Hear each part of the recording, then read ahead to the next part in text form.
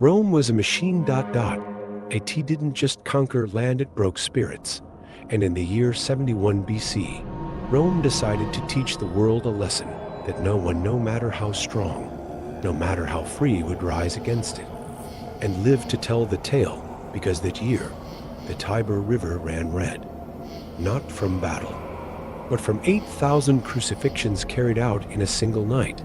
Their bodies stretched for miles, their screams were swallowed by the wind, and it was all done in silence. A warning, a punishment, a ritual, and at the center of it all, a gladiator who defied an empire, a general who crushed rebellion with elegance and brutality, in a city built not on glory, but on blood. This was not justice. It was a message. It began in a city built for pleasure and blood. Capua, in southern Italy, was known for its amphitheater, second only to Rome's Colosseum, and its school for gladiators, a place where men were trained like animals to die for sport. In 73 BC, one such man refused. His name? Spartacus, a Thracian soldier turned slave, educated, strategic, merciless when needed, but above all free in his mind, even if shackled in body. It started small. Spartacus and about 70 other gladiators escaped the school. Overpowering guards with kitchen knives and clubs, they stole horses, weapons, armor, and they didn't run. They turned around and started freeing slaves, hundreds at first, then thousands within weeks. Their numbers swelled to over 10,000. What began as an escape became a war. Rome didn't take them seriously at first. After all, they were just slaves, a rabble. But Spartacus wasn't a rabble. He divided his forces like a tactician. He used the terrain. He didn't fight with brute force. He fought like a man who knew how Romans thought. The first Roman legions sent to crush him, defeated. The second, torn apart, and their standards burned. By 72 BC, Rome had a problem. Spartacus had over 60,000 freed slaves, warriors, women, and children under his command. They raided villas, destroyed garrisons, even forged their own weapons, and worst of all, they showed other slaves that resistance was possible. Rome couldn't allow the ever. So they turned to Marcus Licinius Crassus. Crassus wasn't a general by trade. He was a banker, a politician, a man who bought his army. Not earned it, but he was ruthless. He rebuilt discipline using ancient punishments like decimation, where 1 in every 10 of his own soldiers was beaten to death by the others. He didn't just want to win. He wanted to send a message. Crassus forced Spartacus south, cut off his supply lines, used trenches, fire, and starvation. And when Spartacus finally turned to face him, he died fighting. His body was never found, but thousands of his warriors were captured. Crassus had his victory, and now it was time for Rome's real power to be shown. Rome didn't just crush its enemies. It erased them. When Crassus ended the slave rebellion, he wasn't satisfied with victory. He wanted obedience. He wanted to make an example, and so he gave an order, one of the most brutal in human history: crucify them all. It wasn't just vengeance. It was a performance. Crassus ordered that every surviving slave from Spartacus' army, more than 6,000 men, and possibly up to 8,000, be crucified along the Appian Way. From Capua to Rome, that's 120 miles of road. That's a cross every 30 feet. Thousands of trees were chopped down for timber. Thousands of iron nails forged in a single week. This wasn't war. It was ritualized terror. Crucifixion was never quick. It wasn't meant to kill efficiently. It was meant to make people watch.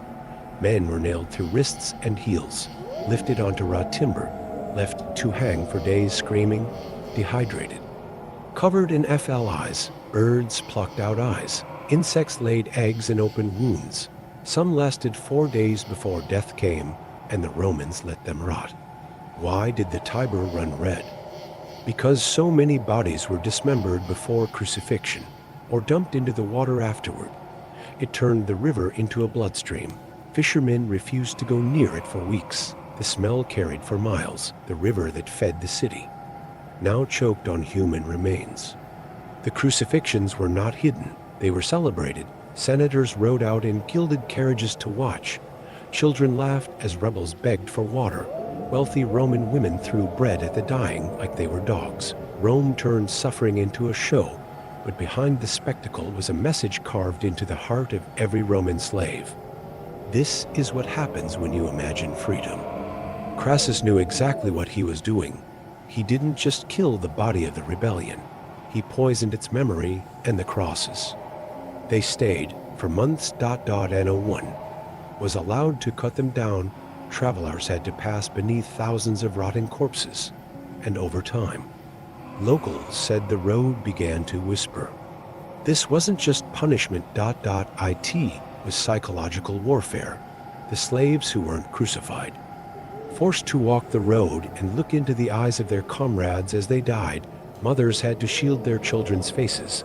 Some began to believe Spartacus's soul was trapped in the crosses, screaming from every nailed body. Superstition spread like wildfire.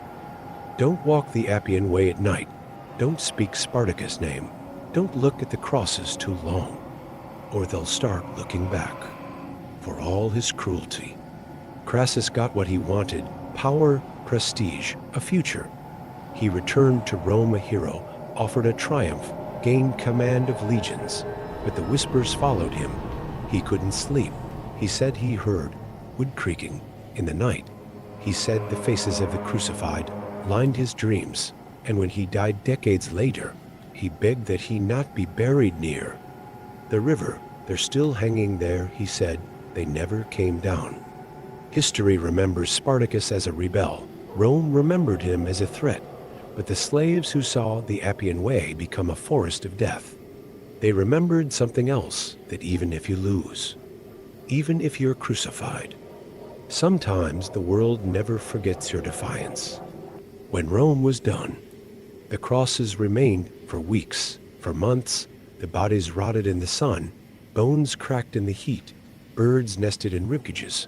The Appian Way, once a road of triumph and trade, became a graveyard. And then something changed. People began to say the road was cursed, not metaphorically, not as a warning, but truly. It began with sounds. Roman merchants claimed they heard voices whispering from the ditches at night, not words, just breathing, sometimes moaning, sometimes sobbing. Some said the wind seemed to mimic the screams of the dying. Farmers who lived nearby reported seeing shadows moving between the trees, even when no one was there. And slaves refused to walk the road at all. The Romans tried to clean the road. They scraped the stone, poured oils over it, held religious rites to cleanse the memory. But the smell never quite left, neither did the stains. Blood had soaked the stone, and no matter how much they washed it, the rain would run red for years after. One of the first recorded legends came from a Roman seamstress named Livia. She claimed she walked the Appian Way one evening with her son. The boy stopped beside a darkened post and whispered that one still moves. Livia laughed until she turned and saw the post was no longer there. It had become a man, nailed to nothing, eyes open, jaw slack, and smiling. The next day, her son disappeared. All they found was a small red handprint on the wall of their home, 8 feet high. In 59 BC, a local priest claimed the road never went quiet. He tried walking it in daylight, reciting scripture every 100 steps. By mile 2, he had gone mute. Doctors found nothing wrong with his tongue, but his hands had clenched so tightly. His fingernails had pierced his palms. He never spoke again. Another traveler, a Roman courier, wrote in a letter, "I passed the 7th mile marker at dusk. The crows circled above, and one of them said my name when he arrived in Rome. He was pale, trembling. He refused to return to the road. They later found him in his quarters, dead by suicide, carved into his wall in blood. You will hang too." Historians today debate how many of these stories are real. Were they mass hysteria? Guilt? Trauma passed through generations? Or was something else left behind? Something that wasn't human, but was born from human pain. A psychic wound in the earth, a road that absorbed every scream, every curse, every final breath, and began to remember. Centuries later, during the medieval period, Roman ruins were scavenged for stone, but no one touched the Appian Way. Pilgrims avoided it.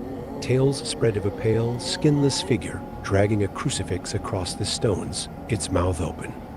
But no sound emerging. It only moved when you looked away. Some monks believed the crucified souls had become revenants, doomed to walk the road until Rome fell. They called them pendentes, the hanging dead.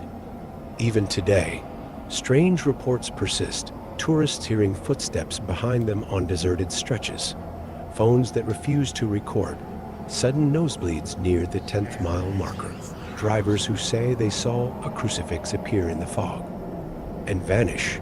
Archaeologists have reported nausea. One collapsed, claiming to hear chanting in Latin from beneath the stones. One said, "They never left. The road just grew quiet." There's a theory among occult historians that mass suffering on a single road at a single time can stain reality itself. The Appian Way doesn't just carry Roman ghosts. It is a phantom highway, a monument made of pain, a place where freedom died screaming, and where every step forward is a reminder that some stones are paved in blood. So if you ever walk the Appian Way, don't go at night, don't answer the whispers, and if you hear a voice call your name, keep walking, because if you stop, if you look back, you may find that someone has been waiting for you. Rome was not just an empire of marble and philosophy. It was an empire of fear. For all the art, the architecture, the aqueducts, Rome understood one thing better than any civilization before it. Pain is power, and there was no instrument of pain more sacred to Rome than the cross. Crucifixion wasn't a Roman invention. They learned it from the Persians, perfected it through the Carthaginians. But Rome turned it into a science. Victims weren't just killed, they were displayed. The method was deliberate. Naked, dehydrated, beaten until their ribs showed. Then nailed or tied to wooden beams, arms outstretched, legs bent just enough to force effort with every breath. And that was the point. You didn't die from the nails. You died from exhaustion, from your own weight, from your own lungs filling with blood, slowly. Romans didn't hide crucifixions. They advertised them. Crosses were placed at city gates, on highways, near markets. Why? Because every passerby was supposed to see what happened when you challenged Roman law. Parents would point to the corpses and say, "Obey." Even Rome's allies were reminded, "We give you roads, law, order, but never forget we built them from blood." Crucifixion was reserved for the lowest of the low, slaves, pirates, rebels, foreigners. Roman citizens? Rarely, unless they committed treason, but for everyone else. The cross was the end of identity. Once you were nailed there, you weren't a soldier, or a father, or a priest. You were a lesson. Rome didn't just use the cross to kill. It used it to brand people into submission. When Spartacus and his army were destroyed, the message wasn't just "don't rebel." It was "don't dream." Every one of those 8,000 crosses wasn't just a punishment. It was a billboard, a threat, a monument to hopelessness. Rome understood something terrifying, that people remember symbols longer than statistics. A battle might be forgotten, but a man nailed to wood, blood trickling into sand, that stays. They called it spectaculum mortis, the spectacle of death. The more public, the more effective. Crucifixions weren't about crime, they were about control. Roman soldiers were trained to see crucifixion as a tool, not a tragedy. There are records of guards betting on how long someone would last, whether they'd cry out, when the birds would come. To be crucified wasn't just to die. It was to be unmade, and Rome believed that anyone who opposed them deserved it, even if they were fighting for freedom, even if they were human. But even by Rome's own bloody standards, what Crassus did to Spartacus's army was extreme. 800 crosses. It wasn't law, it wasn't justice, it was obsession. Rome wasn't just punishing rebellion, it was killing an idea, because Spartacus represented more than escape. He represented something Rome feared more than any enemy: hope. Afterward, Rome did what it always did, it buried the records, tried to erase the songs sung by slaves, tried to burn the names carved into the dirt beside the Appian Way, but the memory leaked out anyway, through whispers, through stories, through nightmares. Some say that's why Christianity chose the cross, not just because Jesus died on it, but because it was Rome's greatest weapon, and they wanted to reclaim it. To say, this no longer belongs to you. Rome built an empire with bricks, blades, and nails, and when its enemies cried out, Rome answered with wood, but pain is a poor foundation. It cracks. It echoes, and sometimes it survives longer than the empire that created it. Marcus Licinius Crassus was the richest man in Rome, a financier, a politician, a power broker, but behind closed doors, he was something else, a man haunted, because while Rome praised him as a hero for crushing the rebellion, Crassus began to hear whispers. After the crucifixions, Crassus was at the height of his power. He joined forces with Julius Caesar and Pompey, the great, in a secret pact to control Rome, the first triumvirate, 3 men, 1 empire. But even as Rome prospered, Crassus did not sleep. It began in the bathhouses. Crassus would sit in silence listening. Slaves said he often turned suddenly, as if hearing footsteps behind him. He ordered mirrors removed. He banned crucifix-shaped jewelry from his household. One servant claimed Crassus awoke screaming, "Take them down! Take them down!" But there were no crosses in his room, only shadows. At a political banquet, a senator toasted Crassus for his victory over the slave king. Crassus laughed, but then he turned pale. He said, "He's at the window." There was no one there. He ordered the party disbanded. That night, his guards found him kneeling before a pool of wine whispering a name: Spartacus. He began carrying an iron nail in his tunic, as protection. From what? He never said. In 53 BC, Crassus sought more glory.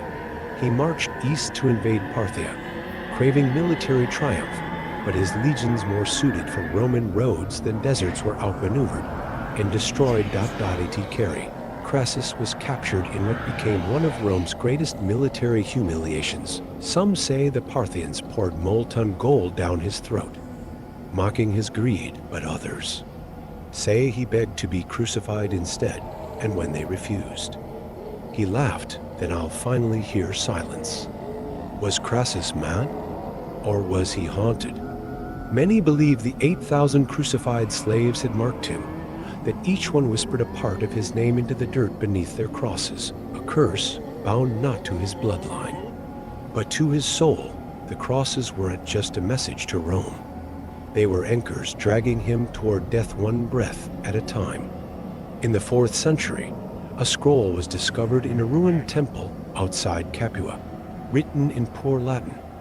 It's believed to be the rambling confession of a former Roman engineer, a man who helped build the 8,000 crosses. It ends with the phrase, "He made us hammer the nails. He made us raise the dead. Now they follow him." And us, the last words? The road waits for him. Some believe it was referring to Crassus. Crassus's tomb is unmarked. The records of his burial were destroyed after his death. One theory claims his body was returned to Rome, but not interred in any family crypt. Instead, it was buried near the Appian Way, face down, mouth full of salt, nails driven through the heels not as punishment, but protection. To keep him from rising. Rome forgot Crassus, celebrated Caesar, elevated emperors, but in whispers. People still speak of the cursed triumvir, the man who crucified 8,000 to silence one rebellion, and only found eternal noise. Some say you can still hear Crassus on the wind near the Appian Way, not screaming, not begging, just counting. If reliving every hammer strike, every nail, every soul he raised onto the cross, and waiting for number 8001. Rome is built on water. Its arteries are aqueducts. Its breath flows with the fountains and springs. But its memory? That runs through the Tiber. Before Rome had emperors. Before it had marble temples and colosseums. It had the Tiber, and long before it flowed with wine or poetry. It flowed with blood. The river wasn't just a source of life. It was a tool of judgment. For centuries, it was the final destination for Rome's enemies. Outcasts and condemned, bodies were dumped, heads were thrown in as warnings, and sometimes the river didn't give them back. Legend says even Rome's founders Romulus and Remus were sentenced to drown in the Tiber as infants, placed in a basket, left to the currents, spared by the river, or spared by fate. It was the first recorded offering, but not the last, because after Crassus lined the Appian Way with crosses, something strange happened to the river. It turned red. Eyewitnesses wrote that during the weeks after the crucifixions, the Tiber stank of iron, the water frothed, fish floated to the surface dead, eyes missing. Priests tried to explain it away, algae, rot, heat, but locals didn't believe them. They said the Tiber was angry, that it refused to carry away the dead. One record from 71 BC reads, "The river won't flow. It bleeds, and we bleed with it." Soon, people began to avoid the riverbanks, not because of plague, not because of politics, but because of reflections. Fishermen swore they saw crucified figures standing behind them in the water. A senator's daughter went mad after peering into the river one morning. She claimed she saw her father's corpse nailed to a cross. He was alive, but days later he drowned, face down with his arms spread wide. Rome held a cleansing ritual. Priests from 6 temples were summoned to purify the city's soul. They threw incense into the water. Goats were sacrificed. 100 small statues were tossed into the Tiber to represent the dead. But that night, 100 children woke up screaming. Every single one said the same thing. The river is full. There's no more room for bones. Modern historians don't all agree. Some suggest the river's red color was from runoff, or even red clay washed in from the hills after storms. Others whisper about toxins or minerals. But none explain the timing. Not all nightmares are myths, and rivers have memory. Ask any geologist what happens again and again. Leaves an imprint. Some call it sediment, others call it a stain. In 2001, divers near the Ponte Rotto Bridge discovered dozens of human remains embedded in the mud. Most were ancient, but some showed signs of crucifixion, nail marks in the wrists, ankle fractures, cut Achilles tendons. One skull had a bronze nail still embedded in the jaw. Officially, the report was buried. Unofficially, one archaeologist whispered to a reporter, "I saw tooth marks on the femurs. Some of those bodies weren't alone when they went under." A fringe group of medieval mystics believed the Tiber was a kind of spiritual sinkhole. They believed that every soul denied burial still floated in the current. They called it Fiume dell'Urlo, the river of screams. They claimed that if you lowered a mirror into the Tiber at midnight on the solstice, you'd see your worst death reflected. Not your own death, but the death that would haunt you most. Only one account survives. It reads, "I saw my son. He was on a cross, but he looked at me and I realized I was the one who raised it." Today, the Tiber is quiet. Tourists walk its bridges. Lovers take gondola rides beneath the stars. But some locals don't go near it after dark, and once a year, on the anniversary of Spartacus's execution. A single candle is found floating in the center of the current ... and no one knows who lights it or how it stays upright, but it always burns, right where the water turns deepest and reddest. They say water forgets nothing ... it flows ... it hides, but it does not forgive. And if you ever walk Rome's bridges late at night, look down, and if the river looks back, run. Rome wrote everything down, its laws, its taxes, its victories, but some things were never meant to be read aloud, not by the living, because when 8,000 souls were hung on crosses like meat under the sun, something broke, something began to whisper ... in Latin. Deep beneath Roman cities, buried in tombs and wells, archaeologists have unearthed thousands of defixions cursed tablets. These weren't simple spells, they were binding oaths, threats to the gods, pacts with the dead. Most were inscribed with nails on lead, some contained hair, fingernails, even teeth, and many were written around the time of Spartacus's rebellion. One tablet found near the Appian Way reads, "He who bled without coin, he who cried for a mother who sold none.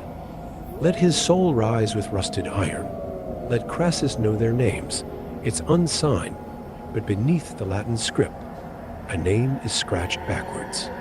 Servius, possibly a slave, possibly one of the 8. Possibly. Something else.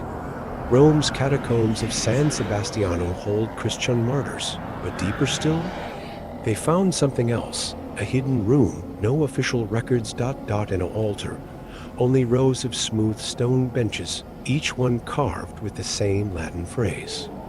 Loquuntur in crucem, they speak upon the cross. When linguists examined the room's acoustics, they discovered something horrifying. The structure amplified whispers, but only in Latin. In the 18th century, a Jesuit priest named Father Belladino was granted access to secret Vatican records. He was looking for evidence of miracles. What he found instead was a banned tome labeled Mortem Loquentium, the death that speaks. Inside were transcripts of exorcisms. Victims didn't scream in tongues. They recited Latin legal codes. One case, a mute girl who had never been taught Latin began screaming the names of the 8,000 crucified in alphabetical order. She died after reaching the name Gaius Numitor. Another account tells of a Roman scribe who was instructed to document each crucifixion. He was meticulous, but after the 300th, he ran out of ink. He used his own blood, and then something changed. His entries became erratic. He described hearing the crucified call out to him by name.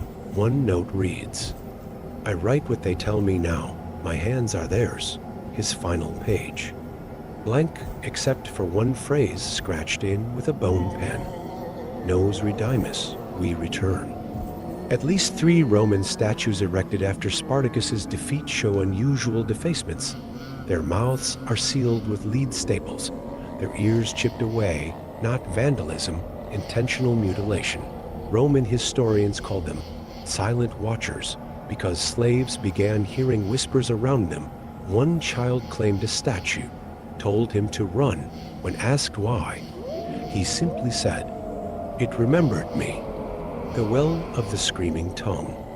In a forgotten villa near Capua, archaeologists uncovered a sealed well with dozens of bones inside, mostly tongues, ... no skulls, ... no torsos, just tongues. Carved into the bricks of the well's lip was the phrase, "Silence is Rome's leash." A folk legend says that if you speak Latin beside the well, you'll hear screaming from the bottom. But if you whisper a name from the Appian Way, you'll hear it whispered back. Why Latin?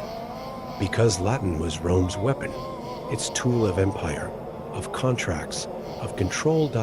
So when the dead began to speak it, it wasn't reverence. It was revenge, a way to poison the thing that once gave Rome its power. To turn every law, every oath, every edict into a curse.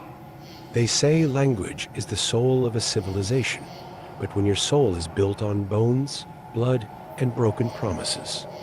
The words come back, and sometimes they don't want to be understood.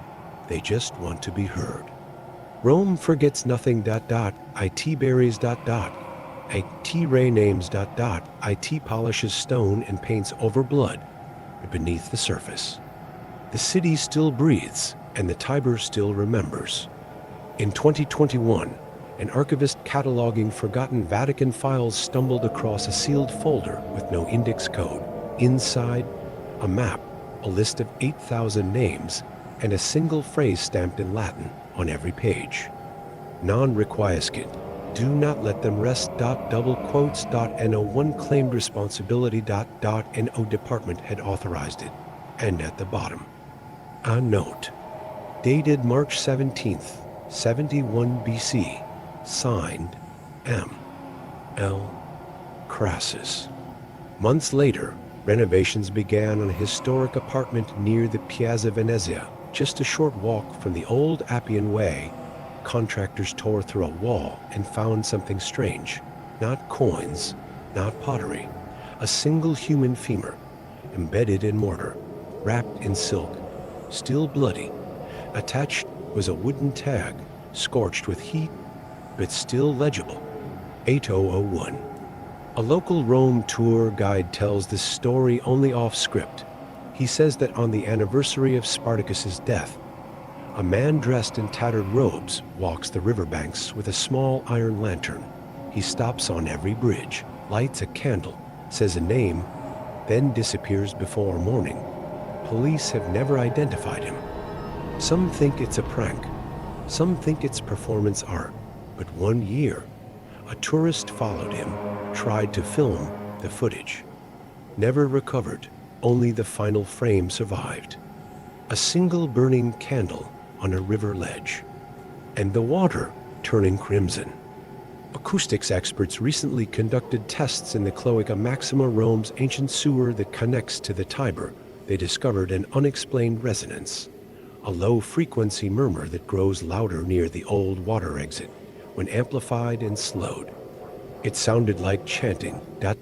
in Latin, repeating 3 words. Vivit in cruce, it lives on the cross. When researchers played the sound at a nearby school, 2 children fainted. One drew a picture of rows of men hanging from trees. The other, a figure made of bones holding a hammer. You won't find monuments to the 8000. Rome prefers its victories.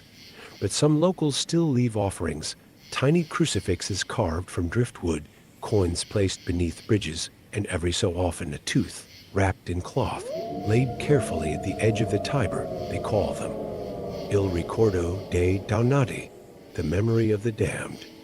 This isn't just a horror story. It's a record of what happens when a city uses death as a message, when justice becomes display, and crucifixion becomes a language spoken louder than any law, because for every rebel Rome silenced, another soul learned how to scream without sound, and those screams, they're still echoing. So the next time you walk along the river in Rome, listen, and if you hear your name, don't look back.